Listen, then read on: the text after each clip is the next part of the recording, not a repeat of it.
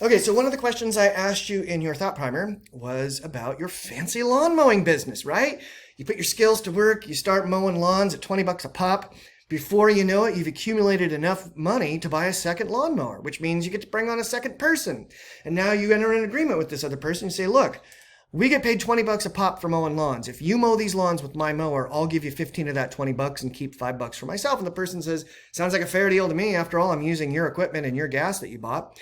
And you keep doing this over and over and over. You keep buying more mowers, hiring more people to push these mowers. And before you know it, you're not pushing a lawnmower anymore. Instead, the labor that you're now doing is you're managing this fleet of employees that you've hired, all the equipment that they need, and you're getting all of the accounts settled that they're mowing lawns for. And this allows you to make a pretty good living, right? Like you're making like 50 G's a year. And I'm not one of your employees, but I do watch you awfully carefully. And I show up at your doorstep one day and I say, I see you go out to dinner once a week. And I see you're taking that vacation every year. And boy, that's a pretty nice car you got in your driveway there.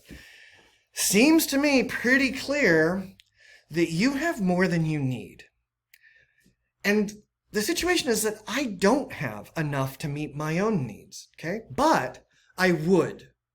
All you have to do is give me 10,000 bucks. Okay, you give me 10,000 bucks. It's not gonna impinge on you being able to acquire all of the things that you need. You're still gonna be able to meet your needs. But with that 10,000 bucks you give me, now I'm gonna be able to meet my needs.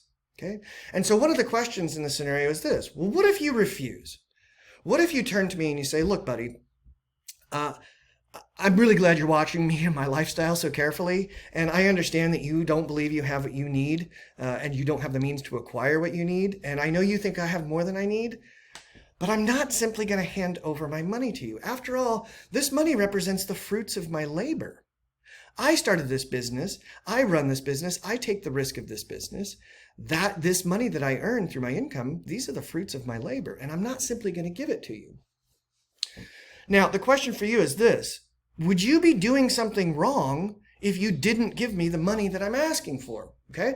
Because after all, you have more than you need. I believe I don't have enough for what I need.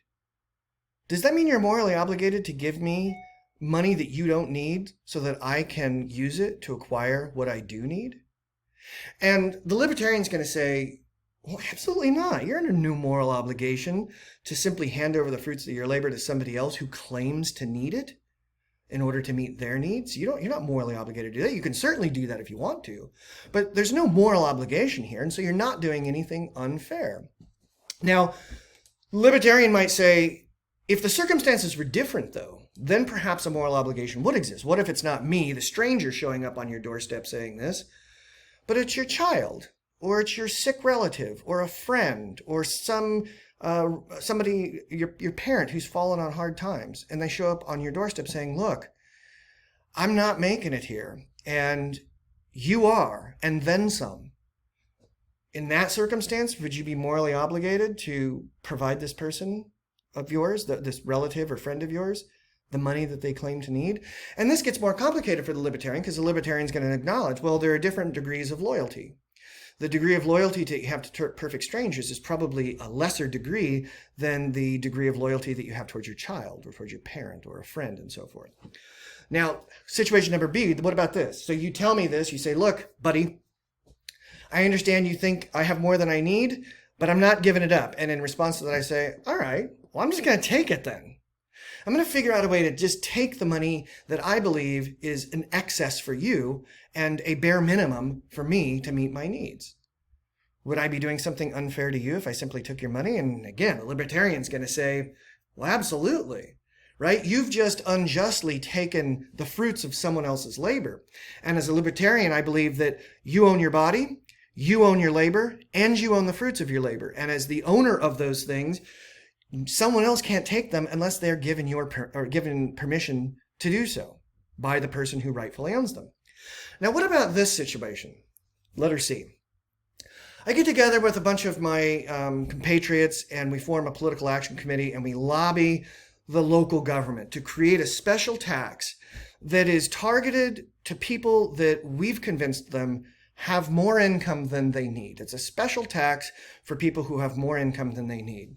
And we've gotten them to structure this tax in such a way that they acquire the money, the excess money of these people who have more than they need, and they put it into a fund that is going to then be used to provide for the needs of me and all of the people who are in my situation who believe that we don't have adequate funds to acquire what we need.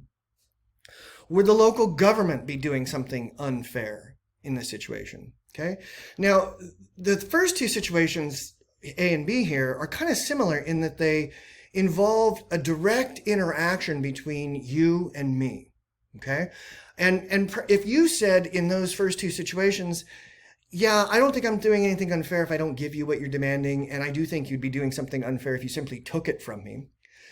But you find yourself responding a little bit differently to C, where the government comes in and takes this money. The libertarian's going to look at you and say, you're being inconsistent.